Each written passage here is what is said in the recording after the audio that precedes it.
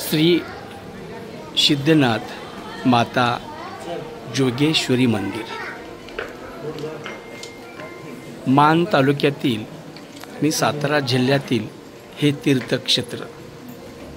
आम्ही त्यांना सिद्धेश्वर देवस्थान असे म्हणतो. हे आमचे कुलदैवत आहे.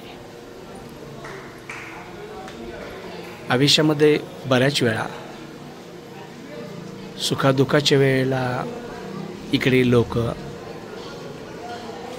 भावनेने भक्तीने येतात, नतमस्तक होतात.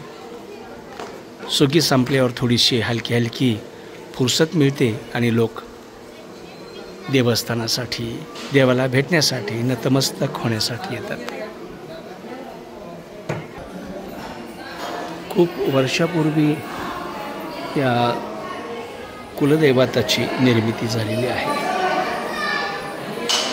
हा नंदी आहे. खूप आकर्षक आणि सुबक अशी ही नंदीची मूर्ती आहे. या नंदीच्या समोर नतमस्तक होतात, नारळ वाढवतात आणि मग देवाच्या मूर्तीकडे नतमस्तक होण्यासाठी जातात. काही वर्षापूर्वी दगडाच्या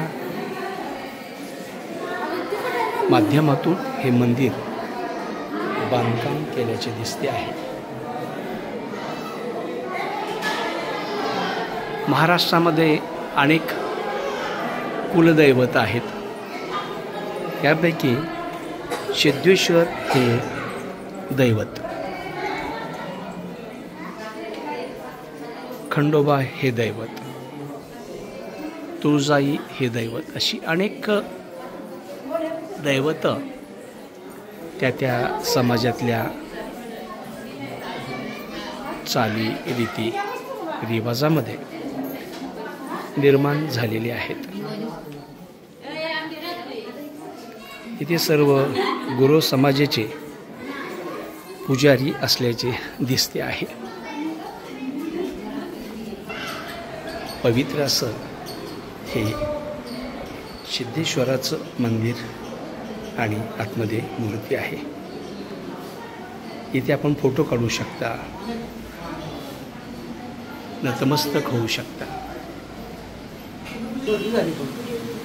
हीच ती भव्य अशी सिद्धेश्वराची मूर्ती आहे.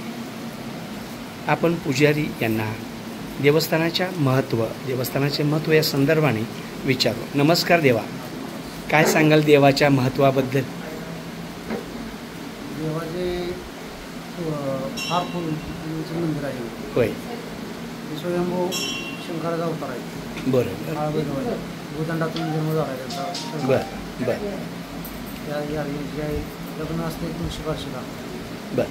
यात्रा मार्गशीर्ष महिन्यात असते. मार्गशीर्ष महिन्यामध्ये यात्रा असते. बरं बरं. आणि महाराष्ट्रातून कुठल्या कुठल्या जिल्ह्यातून इकडे लोक येतात? सर्व महाराष्ट्र सर्व जिल्ह्यातून येतात. कर्नाटक, आंध्र, 3-4 राज्यातून येतात.